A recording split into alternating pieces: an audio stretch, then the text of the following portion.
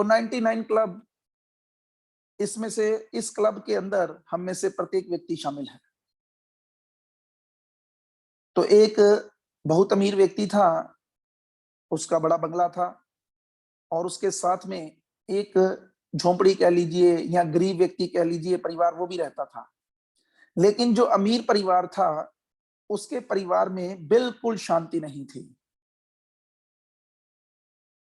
बिल्कुल शांति नहीं थी। वो हर वक्त आपस में लड़ते रहते थे, माता पिता अलग, बच्चे अलग, सब अपने अपने धुन में थे। लेकिन जो गरीब परिवार था, उसमें हर वक्त खुशी के अलावा और कुछ नजर नहीं आता था।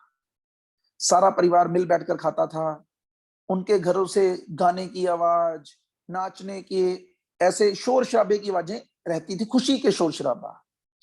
तो एक बार उनके घर में किसी ने प्रश्न किया, अमीर व्यक्ति के घर में, कि ये गरीब हैं लेकिन फिर भी इतने खुश क्यों हैं? तब उनका जो बड़ा था परिवार में, उसने उत्तर दिया, क्योंकि अभी ये 99 क्लब में शामिल नहीं है। तो कहते ये कौन सा क्लब होता है? तो कहते तुम्हें 1-2 दिन के बाद पता चल जाएगा। तो उस व्यक्ति ने क्या किया, उस गरीब परिवार के घर में क्या किया, अपने घर से एक पैकेट फेंक दिया जिसमें स्वर्ण की मुद्राएं थी। और कितनी थी? 99। अब जब वो स्वर्ण की मुद्राएं उस गरीब परिवार ने उठाई, तो अब क्या, अब जैसे ही स्वर्ण मुद्राएं उठाई, बड़े खुश हुए। तो अभी सारा परिवार मिलकर बैठकर क्या करना शुरू कर दिया, गिनना शुरू कर दिया। 1 2 3 4 5 6 7 8, कितनी हो गई? जब 99 तक गिनती पहुंची, तो कहते हो लगता है गिनने में गलती लग गई। दोबारा 1 2 3 4 5 6, तो 3-4 बार गिनी तो कितनी थी? 99 ही थी। तब वो व्यक्ति का ओहो, 100 होनी चाहिए थी पूरी। तो कोई बात नहीं, हम इसे 100 करेंगे, हम मेहनत करेंगे और इसे 100 कर लेंगे।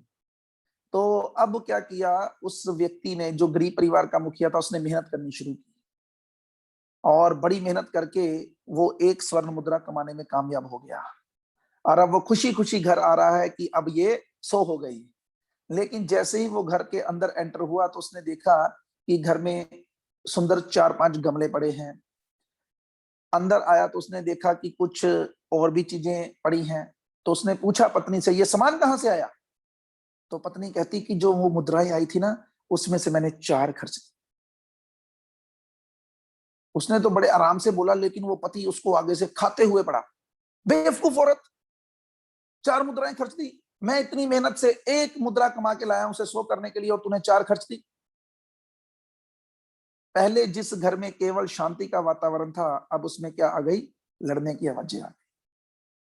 पत्नी को समझ नहीं लगा कि हुआ क्या है, फ्री में माल आया था, इतनी परेशानी क्यों है? अभी वो व्यक्ति दोबारा से मेहनत करना शुरू कर दिया कि मैं क्या करूंगा, मैं बस 4 को भी पूरा करूंगा। लेकिन अब उनके घर में सवाए कलह कलेश की और कुछ भी आवाजें नहीं थी। तो फिर उस साथ वाले परिवार ने, जो मुखिया था, उसने उत्तर दिया कि देखो, अब ये 99 क्लब में शामिल हो गए हैं। तो इस 99 क्लब में जो जो व्यक्ति शामिल है, वो इसी प्रकार से हमेशा दुखी रहेगा। मैं पर्सनल एक्सपीरियंस से ये बात कह सकता हूं, जब व्यक्ति के पास कुछ नहीं रहता, तो वो संभालेगा क्या? एक बड़ा सुंदर चुटकुले के तौर पर सुनाते हैं, जोक है कि एक बार एक मेरे जैसा व्यक्ति एक हाथ दिखाने के लिए एक पंडित के पास, जो सड़क पर बैठे होते हैं उनके पास गया। तो दिखाया, तो हाथ दिखाया, तो पूछा उसने, कहता भी क्या बताओ क्या है? तो कहता कि ओ हो, बहुत जबरदस्त शनि का दोष है, तो पूजा करवानी पड़ेगी। आप 3100 रुपया दीजिए, तो मैं आपकी ये पूजा कर दूंगा। तो मैंने आगे से उत्तर दिया कि 3100 तो नहीं है, चलिए 2100 दीजिए, पूजा कर देंगे। आगे से 1100, 500 दीजिए, मैंने कहा है ही नहीं, 500 भी नहीं है, और चल भाई 100 ही दे दे। मैंने कहा 100 भी नहीं है। कहता चल 11 ही दे दे, तेरी 11 में ही पूजा कर देंगे। तो मैंने कहा 11 भी नहीं है। तो कहता चल 1 रुपया दे दे। तो मैंने कहा 1 भी नहीं है। तो फिर पंडित आगे से क्या बोला, कहता फिर जा, शनि तेरा क्या बिगाड़ लेगा। जब हमारे पास कुछ होता है ना, तो उसी को संभालने का डर लगा रहता है। इसलिए जो साधु पुरुष हैं वो क्यों खुश होते हैं, क्यों प्रसन्न रहते हैं? जिनके पास कुछ भी नहीं है खोने के लिए, उन्हें कोई डर नहीं। चैतन्य चरितामृत में बहुत सुंदर स्टोरी आती है। सनातन गोस्वामी जब जेल से भागे तो उनके साथ उनका एक जो साथी था वो भी हो लिया, जो उनका सेवक था। तो सनातन गोस्वामी ने पूछा कि तुम्हारे पास कुछ है तो नहीं? कहता नहीं, मेरे पास कुछ नहीं। तो ठीक है, चल रहे हैं, रास्ते में एक जगह पर रुके।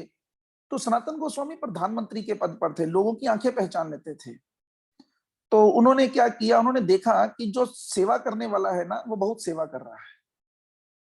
तो बिना मतलब के तो कोई सेवा कर ही नहीं सकता, और वो जंगल में। तो उन्होंने पुनः अपने सेवक से पूछा कि देख, सच में बता, तेरे पास कुछ है? कहता है।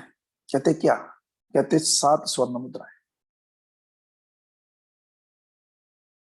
तो उन्होंने कहा कि अब ये तेरी स्वर्ण मुद्राएं है ना, ये हमें मौत के दर्शन करवाएंगी, निकाल उनको। अभी उसने दी। सनातन गोस्वामी उस व्यक्ति के पास गए और उसको, जिसके घर में वो रह रहे थे जंगल में, उसको कहते हैं कि भाई साहब, आप तो हमें बहुत शरीफ इंसान प्रतीत होते हैं, जबकि वो उन्हें रात को मारने वाला था। आप तो हमें बहुत शरीफ इंसान प्रतीत होते हैं। तो ये मेरे सेवक के पास 7 मुद्राएं हैं, स्वर्ण मुद्राएं। आगे भगवान ना करे हम आगे जाएं तो कोई हमें लूट ले, मार दे इन स्वर्ण मुद्राओं के चक्कर में, तो आप ये रख लीजिए अपने पास, आपने हमारी इतनी मदद की है। तो अभी वो व्यक्ति बोला, कहता है कि मैं खुद आपको इन मुद्राओं के लिए मारने वाला था, लेकिन अब ये आपने मुझे मुद्राएं दे दी है ना, तो अब मैं आपको मारूंगा नहीं, और आपको इस जंगल से बाहर भी निकाल दूंगा। लेकिन एक बात मैं आपको और बता दूं कि आपके सेवक के पास 7 नहीं, 8 मुद्राएं थी। एक मुद्रा अभी भी उसके पास है। सनातन गोस्वामी अपने सेवक के पास गए और उससे पूछा, डांट कर पूछा, तो वो कहता हाँ है। तो दी, उस उनको मुद्राएं वो भी दी, और उस सेवक को सनातन गोस्वामी ने उसी वक्त वापस भेज दिया कि तू मेरा सेवक नहीं, तू तो मेरे लिए काल का रूप है। इसलिए आप सब लोग भी भरोसा रखिए भगवान के ऊपर। मैं ये नहीं कह रहा कि हमें जोड़ना नहीं है, मैं ये बिल्कुल नहीं कह रहा। मैं आपको ये समझा रहा हूं कि जितना जितना बढ़ता जाता है ना, जितना जितना बढ़ता जाता है, ये मन जो है ये कभी भी शांत नहीं होता। इसलिए शांति का रास्ता अगर अपनाना है तो वो एक ही रास्ता है, और वो है भगवान की भक्ति। हरे कृष्ण कृष्ण कृष्ण हरे हरे, हरे राम राम राम हरे हरे। हरे कृष्णा।